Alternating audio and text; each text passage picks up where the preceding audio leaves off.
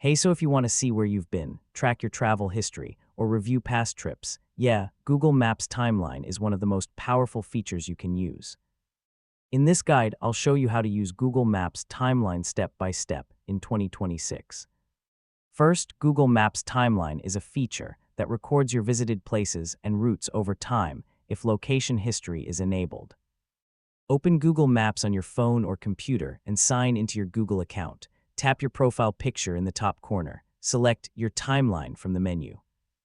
Pick any day, month, or year to see where you traveled. Google Maps shows your routes, stops, and visited locations on that day. You can edit or remove incorrect locations if something is wrong.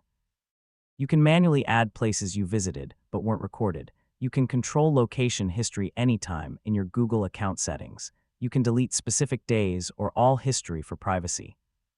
Timeline also shows travel insights like most visited places and routes. And yeah, that's it. That's how you use Google Maps Timeline to track and review your travel history in 2026.